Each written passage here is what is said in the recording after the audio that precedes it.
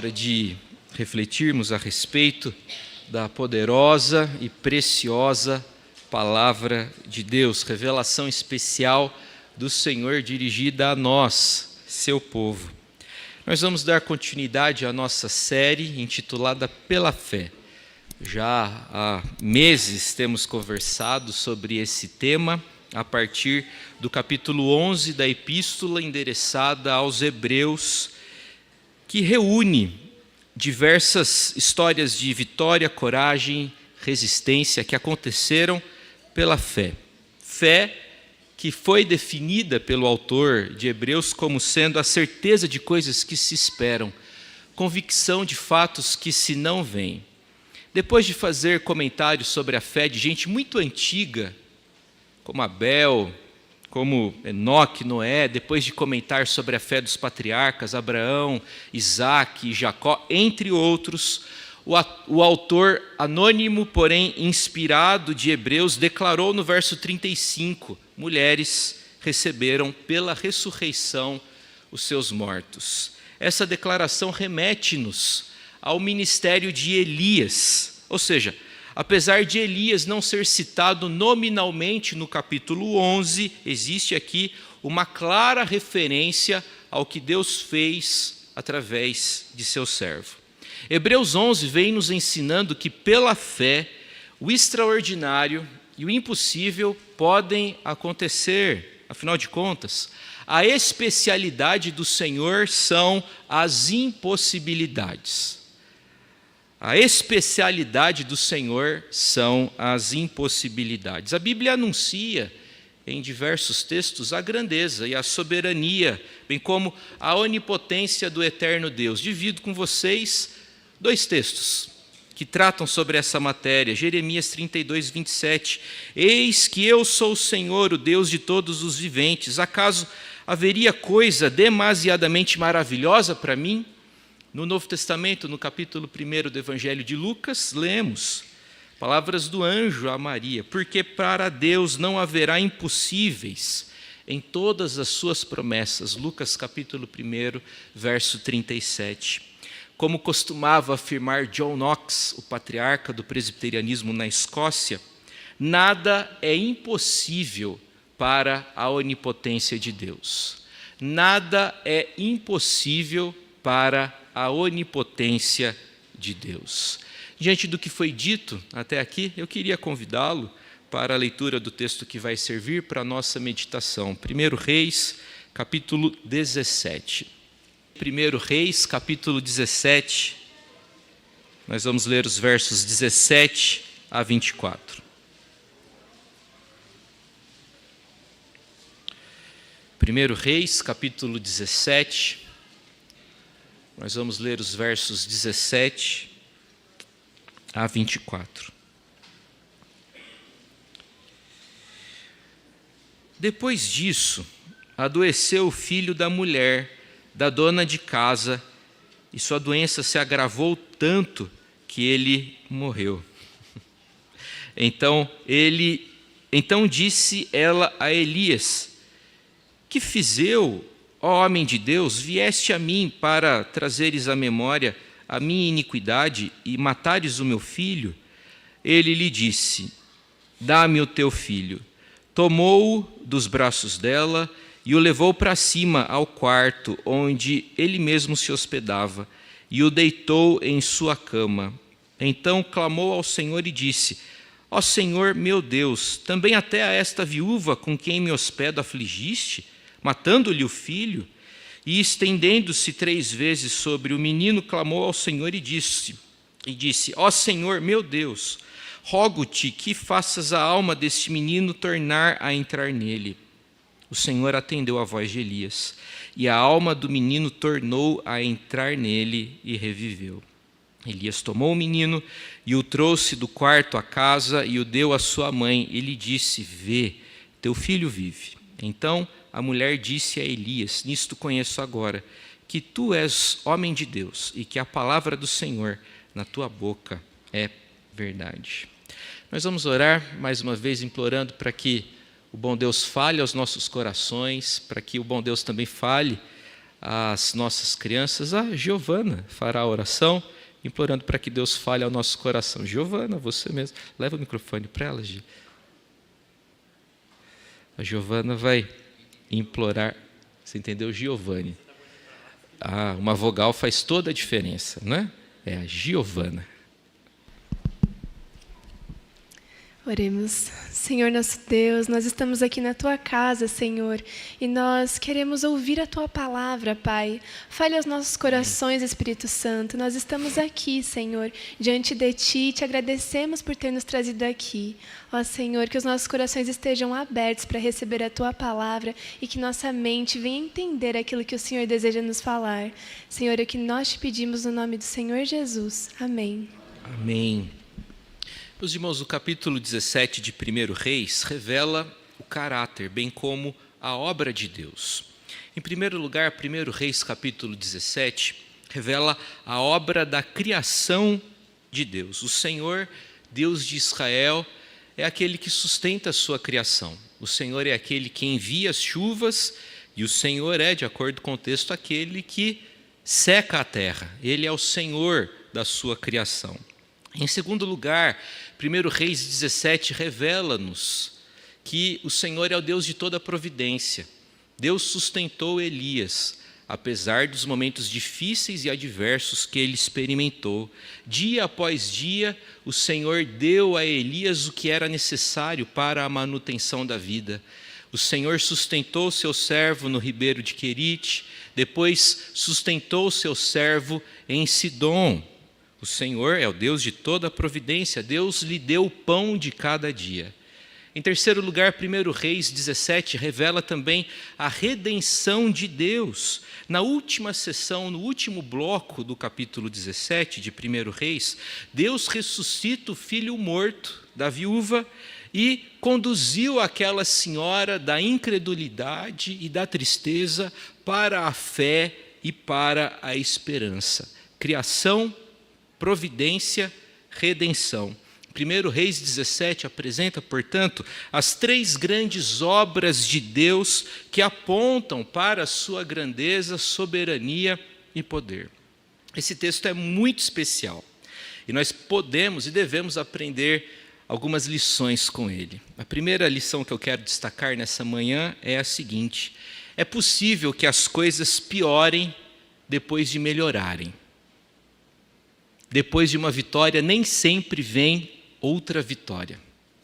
Nós nos acostumamos com as vitórias.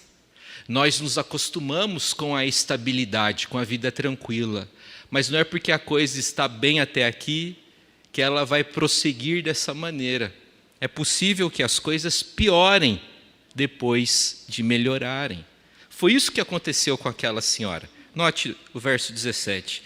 Depois disso, adoeceu o filho da mulher, e a sua doença se agravou tanto que ele morreu. Uma tragédia aconteceu com aquela viúva, anfitriã de Elias em Sarepta. O tempo exato não nos é informado.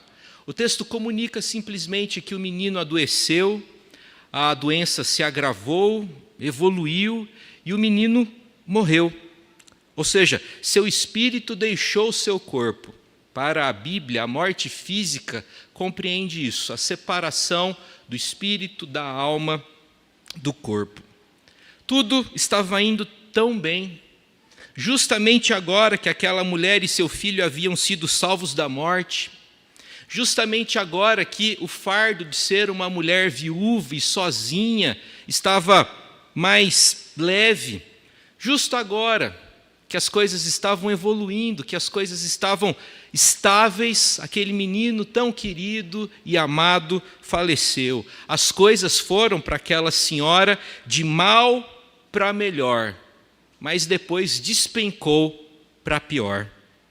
É possível que as coisas piorem depois de melhorarem. Por que isso acontece? Porque a vida é inadministrável. A vida é incontrolável, a vida é imprevisível, as coisas mudam, as crises chegam, os cenários são alterados, as vitórias não são definitivas, a estabilidade não é definitiva. É por isso que precisamos estar firmes com o Senhor. Se a coisa melhorou e depois piorou, não veja nisso maldição de Deus sobre a sua vida. A vida é assim mesmo. Precisamos estar firmes, apegados ao Senhor.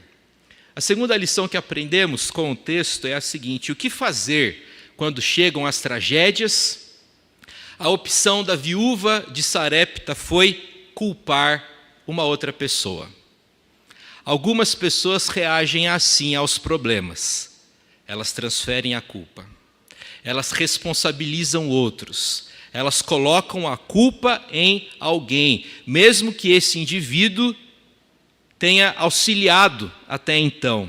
Repare no verso 18, palavras daquela mulher viúva dirigidas ao profeta Elias: que fiz eu, ó homem de Deus? Viestes a mim para trazeres à memória a minha iniquidade e matares o meu filho. O falecimento do filhinho devastou aquela mulher. Agora ela não tinha mais nada. Ela já havia perdido o seu marido, o seu protetor, o seu sustentador. Agora ela perdeu o seu filho, ou seja, ela perdeu a esperança, ela perdeu o próprio futuro, ela não tinha mais nada. E, desesperada, aquela mulher resolveu culpar a pessoa que estava mais próxima. É da natureza humana pecaminosa querer culpar alguém por coisas ruins que acontecem na vida. É próprio da gente isso. Não é próprio de alguns. É próprio de nós. É próprio dos pecadores procurar alguém para culpar. Outro aspecto deve ser considerado: a mulher tinha uma consciência muito pesada e imediatamente associou o falecimento do filhinho ao seu pecado. Esta é uma outra reação muito natural nas pessoas, em nós, frente às tragédias da vida. A mulher de Sarepta responsabilizou o profeta Elias pelo falecimento de seu filhinho. Ela sequer considerou o fato de que, graças ao profeta e ao poder de Deus, ela e seu filho haviam sido sustentados até então por meio da miraculosa provisão diária de alimento. Em situações adversas, não é incomum dizermos coisas das quais nos arrependemos mais tarde. Não é verdade? Em situações de crise, não é incomum, não é uma coisa assim inédita, o fato de que a gente, às vezes, fala coisas das quais nós vamos nos arrepender mais tarde. Nesse sentido, eu queria dividir com vocês uma frase do escritor Guimarães Rosa, que revela-se como preciosa para nós nessa altura da nossa reflexão. Guimarães Rosa escreveu o seguinte: desespero quieto às vezes é o melhor remédio que há. Repito, desespero quieto, às vezes é o melhor remédio que há. Na hora da crise, na hora das grandes dificuldades, tente ficar quietinho. Não saia por aí culpando os outros, não saia por aí xingando todo mundo, responsabilizando o universo pelas coisas que estão acontecendo com você. A pergunta que eu faço é a seguinte: você se identifica de algum modo com essa mulher que culpa outros pelas tragédias? Você anda culpando outras pessoas pelas suas dificuldades, pelos seus problemas? Não é incomum isso acontecer, gente responsabilizando outros por suas dificuldades e até mesmo por seus fracassos. O divórcio aconteceu porque ele é muito difícil. O divórcio só aconteceu porque ela não me procura. A empresa não foi para frente por causa da mão de obra. O pessoal lá do chão da fábrica não cooperou. Olha, aquela igreja é muito complicada. É possível que tudo isso seja verdade. É possível que tudo isso seja verdade. Contudo, insistir em culpar outras pessoas vai mantê-lo, ou melhor, vai aprisioná-lo, vai segurá-lo na imaturidade. E vai tornar o seu coração cada vez mais amargo, cada vez mais embrutecido. Essa opção, da insistência na responsabilização de outras pessoas não concorre para a nossa maturidade. Quem insiste, quem teima em ficar culpando todos pelas coisas ruins que acontecem na vida, está optando pela imaturidade e está fazendo uma opção pela amargura. O que fazer quando chegam as tragédias? A viúva de Sarepta resolveu culpar outra pessoa. Elias resolveu orar.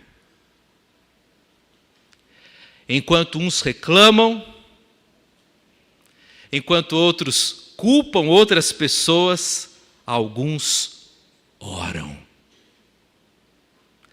Alguns buscam o eterno Deus. Elias também passava por severa e intensa crise. Durante o tempo que passou em Sarepta, Elias foi pastor de uma igreja com 2 membros. Agora, um desses membros morreu e o outro estava atacando o seu ministério. De vez em quando, situações assim acontecem no ministério. Elias não se defende das acusações da mulher. Ele demonstra um autocontrole notável diante de tamanha oposição. Se coloque no lugar dele. Até agora você ajudou uma mulher. Até agora você só cooperou. Chega uma situação que você não teve nada a ver e você é responsabilizado pela tragédia.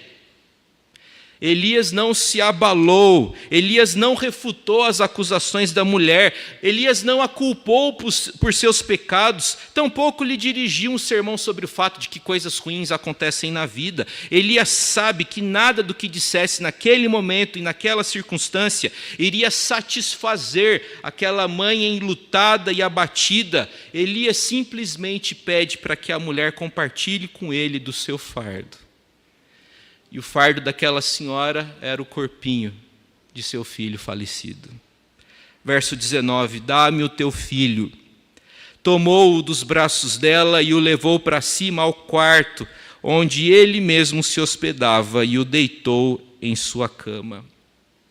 O que você faz quando chegam as crises? Você reclama, você responsabiliza outros, tenta encontrar uma saída. Eu e vocês devemos desenvolver em nossas vidas o mesmo hábito santo de Elias, a oração. Quando a crise chegar, nada de pânico, nada de reclamar, nada de pressa, nada de medo, ore. Fale com o Senhor. Busque a sua presença, bem como a sua intervenção. O homem que se segurou na frente da mulher, quando foi orar, desabou. Elias se calou na frente da mulher, mas ele não se calou na presença do eterno Deus. Repare no conteúdo emocionado da oração do profeta. Verso 20. Ó Senhor meu Deus, também até a esta viúva com quem me hospedo afligiste, matando-lhe o filho.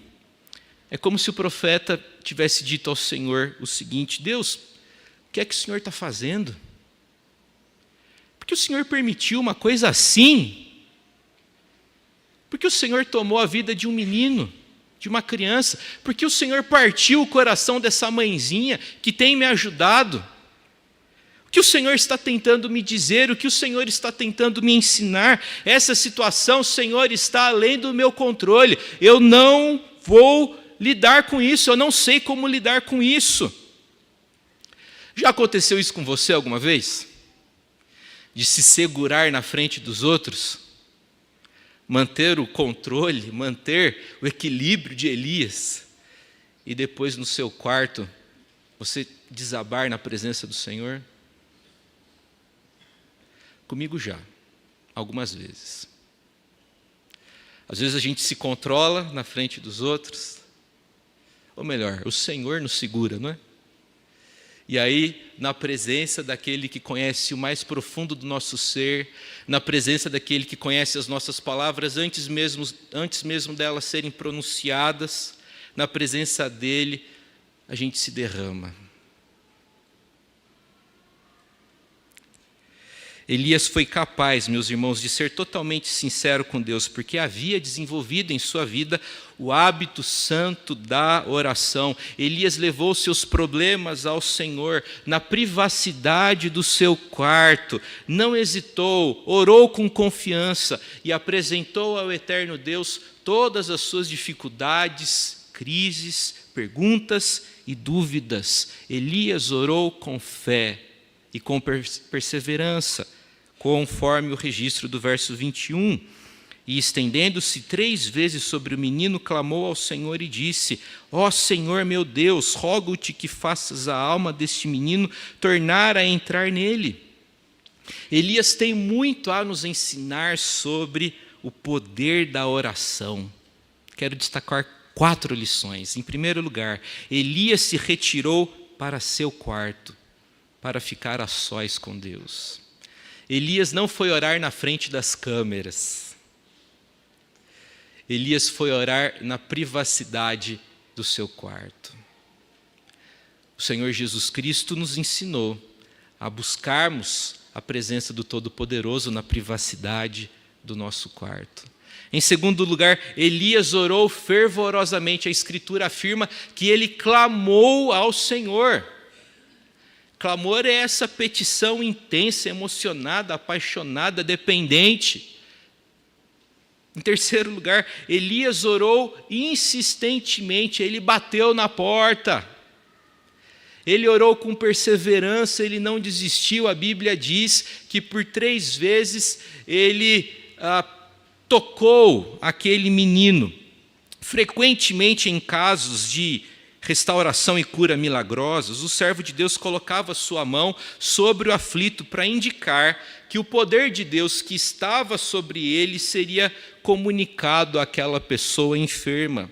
O texto, portanto, ao descrever Elias tendo contato com o cadáver do menino por 3 vezes, está fazendo essa afirmação: o caso de ressurreição aconteceu por conta do poder de Deus que estava em Elias e que foi comunicado àquele menino. Em quarto lugar, Elias fez um pedido explícito, verso 21, rogo-te que faças a alma deste menino tornar a entrar nele. Elias ora por algo grande e mais, Elias ora por algo inédito, porque essa é a primeira ressurreição documentada na Bíblia. Ou seja, isso nunca tinha acontecido. Mas Elias tinha tanta fé no Senhor que ele implorou para que a alma do menino voltasse ao seu corpo. Elias clamou pela ressurreição do menino. Isso nos ensina a também orarmos por coisas inéditas, a também implorarmos a Deus por coisas grandes. Nós também devemos implorar a Deus por coisas grandiosas, devemos implorar por grandes despertamentos, por grandes avivamentos, por grandes restaurações. O Senhor é poderoso para fazer isso. Em quarto e último lugar, nós encontramos no texto um movimento muito bonito, um movimento da morte para a vida e depois da dúvida para a fé. Elias implorou ao Senhor para que fizesse a alma do menino tornar a entrar nele, verso 21, e o resultado, conforme o registro do verso 22, o Senhor atendeu à voz de Elias, e a alma do menino tornou a entrar nele. Encerrada a oração, o profeta reparou que o corpo do menino começou a dar sinais de vida. O menino começou a responder a alguns estímulos. O movimento da respiração foi voltando aos poucos e, de repente, os olhos daquele menino se abriram. Deus trouxe à vida aquele que havia morrido. O profeta trouxe o menino do quarto à casa, o deu à sua mãe e lhe disse: vê, teu filho vive. O Senhor fez isso. O texto trata do poder de Deus sobre a morte. A ressurreição do filho da viúva de Sarepta foi um dos eventos do Antigo Testamento que apontaram ao povo de Deus a vinda de Jesus Cristo. E esse milagre antecipou o poder da ressurreição de Deus plenamente revelado em Jesus Cristo. Além do mais, esse milagre aponta para o poder da ressurreição de Jesus na vida de cada fiel. Todos nós nascemos mortos espiritualmente. Esse é o ensino da Sagrada Escritura. Somos pecadores. Nascemos em pecado. Contudo, aqueles que recebem a Cristo como Senhor de suas vidas passam da morte para a vida espiritual. Ele vos deu vida, estando vós mortos dos vossos delitos e pecados. Efésios capítulo 2. As pessoas que creem em Cristo sofrerão uma morte física, mas não sofrerão com a morte eterna, ou a segunda morte. O corpo do fiel que morre será ressuscitado para a vida eterna. O menino e todos aqueles que creem passaram da morte para a vida. Mas há um outro movimento aqui. O texto prossegue descrevendo o efeito que a ressurreição do filho exerceu sobre aquela mãezinha que estava completamente vulnerável e desesperada. Verso 24. A mulher disse a Elias, aquela que horas atrás o culpou, aquela que horas atrás responsabilizou o profeta por aquilo que aconteceu, aquela que minutos atrás estava responsabilizando todos pelas tragédias da vida. Essa mulher disse para o profeta, nisto conheço agora que tu és homem de Deus e que a palavra do Senhor na tua boca é verdade. Deus conduziu aquela mulher da incredulidade para a fé. Deus conduziu aquela senhora do ressentimento, da amargura, da decepção, da tristeza para a alegria e para a fé. E eu quero dizer para vocês hoje que o Senhor continua fazendo isso. O Senhor continua mudando corações. O Senhor continua transformando vidas. O Senhor continua conduzindo pessoas da incredulidade, do ceticismo para a fé, para a dependência. E o Senhor continua dando vida àqueles que encontram-se mortos.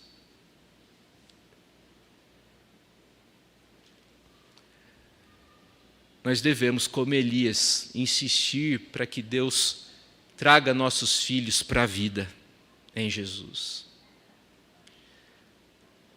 Muitos aqui sofrem com filhos que se desviaram dos caminhos do Senhor, ou com filhos que não se renderam a Jesus. O texto nos estimula nessa manhã a insistirmos nesse pedido: Senhor, salva. O Senhor pode fazer isso, o Senhor pode mudar corações. O Senhor fez isso com a viúva de Sarepta. Meus irmãos, esse episódio é especialmente significativo à luz do seu contexto, à luz da decisão do rei Acabe de promover a adoração de Baal no território de Israel. Bem, na compreensão religiosa dos cananeus, na mitologia cananeia, a seca que assolou aquela região significava que Baal, o deus dos cananeus, deus da fertilidade, deus das chuvas, responsável por fornecer alimentos aos seus súditos, havia sido morto no submundo pelo deus da morte. Se ele não está mandando chuva é porque ele foi derrotado no submundo pelo deus da morte. Enquanto Baal foi vencido pelo Deus da morte, o Deus de Israel, Jeová, demonstrou a sua soberania e superioridade sobre a morte, fornecendo comida a gente que estava prestes a morrer e restaurando aquele menino à vida. E isso aconteceu em território estrangeiro, isso aconteceu em território sidônio, no quintal de Baal. Ou seja, o texto está demonstrando que só o Senhor é Deus. Deus reina de forma soberana. Isso me fez lembrar da afirmação de um teólogo suíço reformado chamado Jean-Jacques von Almen, ele afirmou o seguinte: na celebração do culto da igreja em meio a este mundo, está implícita uma provocação a todos os cultos não cristãos e, por conseguinte, uma proclamação do senhorio do Cristo e da derrota de Satanás. Quando a igreja se une, quando a igreja se ajunta para a adoração, isso é uma proclamação do senhorio de Jesus Cristo. O resultado do milagre foi a confissão pública da mulher de sua fé no Deus de Israel. Ela sabia agora, sem sombra de dúvidas, que Elias era homem de Deus. Elias mostrou que Deus sustenta a vida e que Deus dá a vida. Concluindo essa reflexão, nas tragédias e crises da vida, em vez de culpar outros, em vez de responsabilizar outros, em vez de reclamar, em vez de lamentar, o que você e eu devemos fazer? Orar. O apóstolo Tiago via em Elias um grande exemplo de oração e, sob a inspiração do Espírito Santo, declarou no 5º capítulo, verso 16, que muito pode, por sua eficácia, a súplica do justo. E o verso 17 prossegue: Elias era homem semelhante a nós, sujeitos aos mesmos sentimentos, e orou com perseverança, e Deus ouviu a sua oração. Não culpe outros, não responsabilize outros, não reclame, não se desespere. Ore, confie e persevere. Que o bom Deus nos abençoe e sustente em nome de Jesus. Amém.